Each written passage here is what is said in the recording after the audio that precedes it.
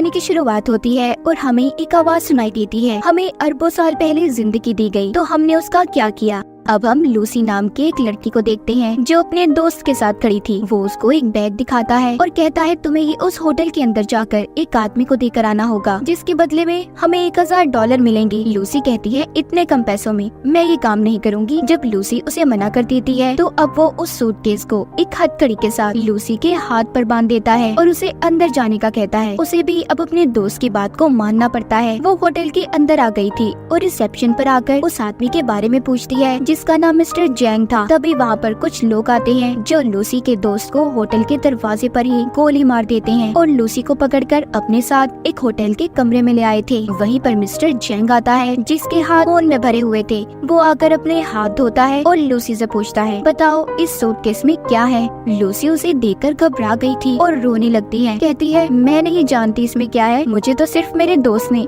आपको ये सूटकेस देने का कहा था। अब वो उस सूटकेस का कोड बताकर चुप जाते हैं और लूसी से उसे खोलने का कहते हैं। वो पूछती है क्या है इसमें, कोई बॉम्ब है। जैंग कहता है हो सकता है, मुझे तुम्हारे दोस्त पर बिल्कुल भरोसा नहीं, वो कुछ भी कर सकता है। लूसी को बहुत डर लग रहा था, वो उसे खोलने से मना कर देती है। जैंग के आदमी जब उस पर गन करते हैं तो बेचारी डर कर कहती है वेट रुको मैं खोलती हूँ। अब वो उस सूटकेस को कोट लगाकर जब खोलती है तो उसमें से 4 नीले कलर के पैकेट्स मिलते हैं जो किसी तरह का ड्रग था। अब उस ड्रग को टेस्ट करवाने के लिए जैंग के लोग एक आदमी को लाते हैं। जब वो उस ड्रग को सूंघता है तो वो अजीब अजीब हरकतें करने लगता है और जोर जोर से हंस रहा था। जैन को उस आदमी की बात बिल्कुल पसंद नहीं आती। वो लूसी के सामने ही उसे गोली से मार देता है। अब जैन लूसी से कहता है मैं तुम्हें एक जॉब नौकरी देना चाहता हूँ। लूसी कहती है नहीं मैं कोई जॉब नहीं करना चाहती, मुझे बस यहाँ से जाने दो। तभी जैन का एक आदमी लूसी को जोरदार मुक्का मारता है जिससे वो बेहोश हो गई थी। इसके बाद हम एक प्रोफेसर को देखते हैं जो अपने लेक्चर में सभी सुनने वाले लोगों को बता रहे थे कि जमीन पर रहने वाला हर जानवर अपने दिमाग का 3% हिस्सा ही इस्तेमाल कर पाता है, मगर इंसान इन चीजों में सबसे आगे है जो अपने दिमाग का 10% हिस्सा इस्तेमाल करता है। मगर डॉल्फिन मछली इंसानों से भी आगे है, वो अपने दिमाग का 20% हिस्सा इस्तेमाल करती है, यानी कि वो इंसानों से ज्यादा ज़हीन है। पर प्रोफेसर कहते हैं अगर कोई इंसान अपने दिमाग का 20% इस्तेमाल कर ले तो पूरी तरह से वो अपने जिस्म पर काबू पा सकता है, और अगर इंसान का दिमाग 40% तक काम करना शुरू कर दे तो वो सामने वाले इंसान को भी कंट्रोल में कर सकता है। वहीं पर ऑडियंस में बैठा एक लड़का पूछता है सर अगर कोई इंसान अपने दिमाग का 100% इस्तेमाल कर ले तो क्या होगा। प्रोफेसर कहते हैं इस बारे में तो मैं खुद भी नहीं जानता कि तब क्या होगा। उधर जब लूसी को होश आता है तो उसके पेट पर पट्टियां बंधी हुई थी और उसे दर्द हो रहा था। उसे लगता है शायद इन लोगों ने उसके जिस्म का कोई हिस्सा निकाल लिया है। जब वो बाहर जाने लगती है तो उधर कुछ लोग आते हैं जो उसे पकड़कर अपने साथ ले गए थे। वो उसे जैंग के सामने ले आते हैं। लूसी वहाँ पर उनसे पूछती है कि तुमने मेरे साथ क्या किया है, बताओ मुझे। तभी वहाँ पर एक डॉक्टर कहता है फिक्र नहीं करो, हमने तुम्हारे साथ ऐसा कुछ नहीं किया, बस तुम्हारे पेट को काटकर उसमें ड्रग्स के पैकेट को रख दिया है। अब वहाँ पर 3 और आदमियों को भी लाया जाता है जिनके पेट में इसी ड्रग को रखा गया था। दरअसल इन चारों को ये ड्रग अलग अलग जगह पर डिलीवर करना था, और अगर इनमें से किसी ने भी चालाकी करने की कोशिश की तो इनकी फैमिलीज को मार दिया जाएगा। जैंग के आदमी इन लोगों के मुँह पर कपड़ा डालकर इन्हें ले जाते हैं। इसके बाद लूसी खुद को एक बंद कमरे में पाती है जहाँ पर वो आदमी था जिसके लिए लूसी उस ड्रग को लेकर आई थी, मगर वो उसके साथ बदतमीजी करने की कोशिश करता है। जब वो उसे मना करती है तो वो आदमी अब लूसी को मारने लगा था। वो उसे नीचे गिराकर उसके पेट में जोर जोर से टांगे मारता है, जिस वजह से लूसी के पेट में जो पैकेट था वो फट जाता है और ड्रग उसके खून में शामिल हो गया था। उस ड्रग के खून में शामिल होने की वजह से लूसी के जिस्म में अजीब होने लगा था। वो तड़पने लगती है और उसका जिस्म हवा में उड़ रहा था।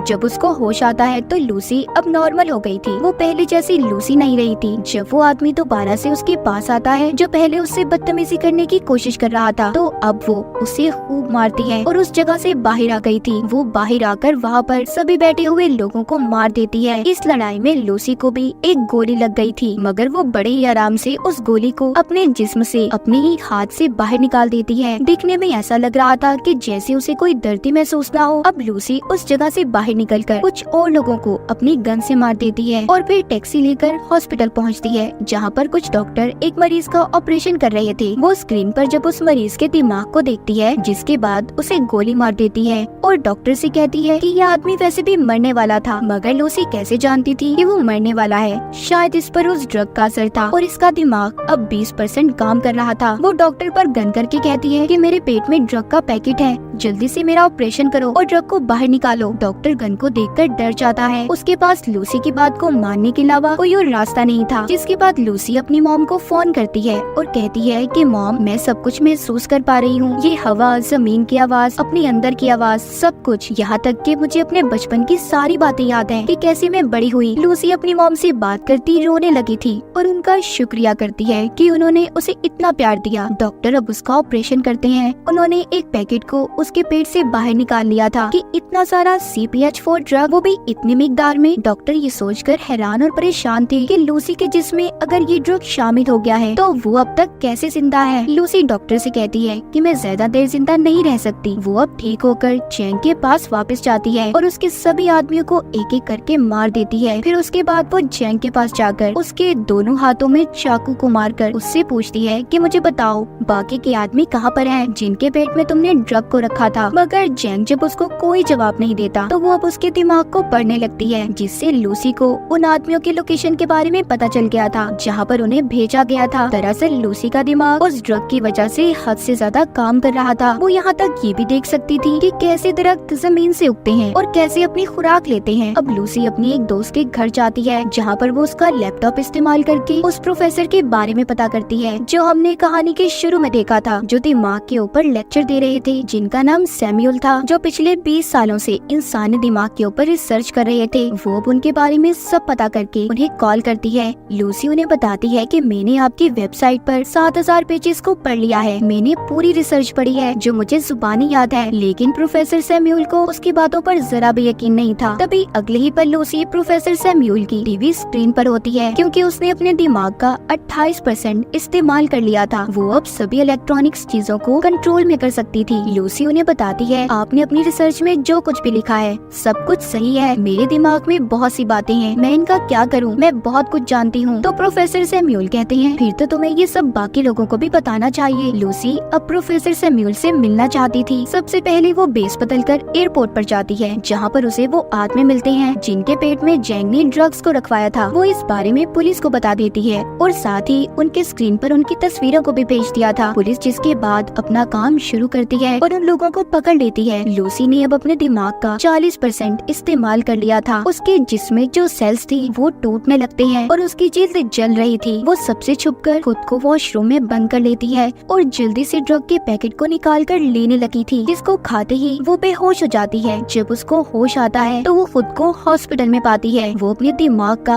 अब 50% इस्तेमाल कर पा रही थी। वहाँ पर पुलिस भी आ जाती है जो लूसी को गिरफ्तार करने आई थी, मगर लूसी अपनी ताकत का इस्तेमाल करती है। उसने इंस्पेक्टर के अलावा वहाँ पर जितने भी पुलिस वाले थे सबको बेहोश कर दिया था। जैसा कि प्रोफेसर सैमुअल ने बताया था कि जब इंसान 40% से ज्यादा अपने दिमाग का इस्तेमाल करेगा तो वो दूसरों पर भी काबू पा सकता है, और लूसी के साथ भी ऐसा ही हो रहा था। उसके साथ ऐसा इसलिए था कि जैसे जैसे वो ड्रग की मिकदार को अपने जिस्म में बढ़ा रही थी उसका दिमाग ज्यादा से ज्यादा काम कर पा रहा था।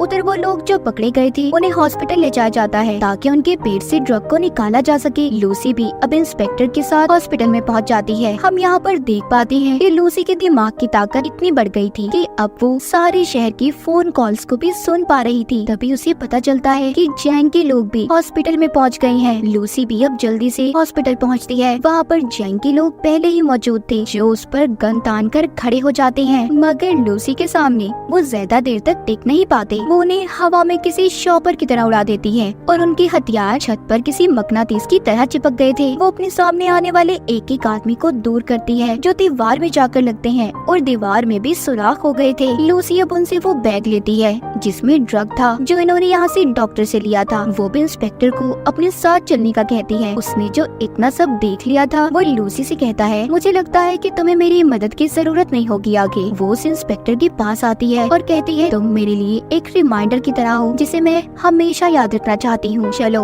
मेरे साथ चलो। वो उसे लेकर अब प्रोफेसर सैमुअल से मिलने के लिए निकल जाती है, मगर जैंग ने उसे जाते हुए देख लिया था। वो भी अब अपने आदमियों के साथ उसका पीछा करता है। वहीं पर हम प्रोफेसर सैमुअल को देखते हैं जिन्होंने सभी उन डॉक्टर्स और प्रोफेसर्स को बुला लिया था जो अपनी अपनी रिसर्च में माहिर थे। वहाँ पर अब लूसी भी आ गई थी। प्रोफेसर सैमुअल सबको लूसी से मिलवाते हैं। सभी मिलकर काफी हैरान थे, मगर एक प्रोफेसर को लूसी पर शक था। वो अब उसको पकड़कर उसके बारे में बताती है। कहती है कि जब तुम्हारी बेटी 6 साल की थी तो उसकी मौत कार एक्सीडेंट की वजह से हुई। ये सुनकर वो हैरान हो गए थे क्योंकि इस बारे में आज तक कोई भी नहीं जानता था और इसी वजह से सभी लूसी पर यकीन करने लगे थे। वो सभी को वहाँ पर वो जानकारी देने लगती है जिसके बारे में वो सब कुछ जानती थी। वो अपने जिस्म में म्यूटेंट्स को भी बदलने लगती है। कभी उसका हाथ किसी चुड़ैल की तरह खतरनाक तो कभी एक हाथ को वो 2 हाथों में बदल रही थी। ये देखकर सभी हैरान थे। लूसी कहती है कि हमें हमेशा सिखाया गया है 1+1 2 होते हैं, दरअसल नंबर होते ही नहीं है। ये नंबर्स तो इंसान ने खुद को समझाने के लिए बनाए हैं ताकि उन्हें चीजें आसानी से समझ आ जाए। प्रोफेसर सैम्यूल कहते हैं कि अगर दुनिया मैथमेटिक्स रियाजी पर नहीं चलती तो फिर कैसे चलती है। लूसी उन्हें समझाती है कि एक गाड़ी है जो बहुत तेज चल रही है और चलते चलते वो इतनी तेजी से चलने लगी कि दिखना ही बंद हो जाए। वो नजर तो नहीं आएगी पर चल रही होगी। असल में सिर्फ एक वक्त ही जरूरी है। टाइम, वक्त के बगैर हमारा कोई वजूद नहीं। तभी वहाँ पर जैंग और उसके लोग आ जाते हैं। उन्होंने बिल्डिंग को चारों तरफ से घेर लिया था। इंस्पेक्टर लूसी से कहता है हम ज्यादा देर तक उनको नहीं रोक पाएंगे। लूसी अब अपने जिस्म में MPH4 ड्रग की ड्रिप्स को लगवा लेती है जो कि हॉस्पिटल से लेकर आई थी। वो प्रोफेसर को कहती है कि मैं एक कंप्यूटर बनाऊंगी और अपनी सारी जानकारी उसमें महफूज कर दूंगी, फिर जिसके बाद आप उसे एक पेन ड्राइव में स्टोर कर लेना जो आगे की जिंदगी में इंसानों की भलाई के लिए काम आ सकता है। प्रोफेसर जानते थे कि इतने ज्यादा ड्रग्स की डोज लेने के बाद लूसी बच नहीं पाएगी। लूसी भी इस बात को जानती थी मगर अब वो खुद को सेक्रीफाइस कुर्बान करने के लिए तैयार थी। वो अपने दिमाग के 70% हिस्से को इस्तेमाल करती है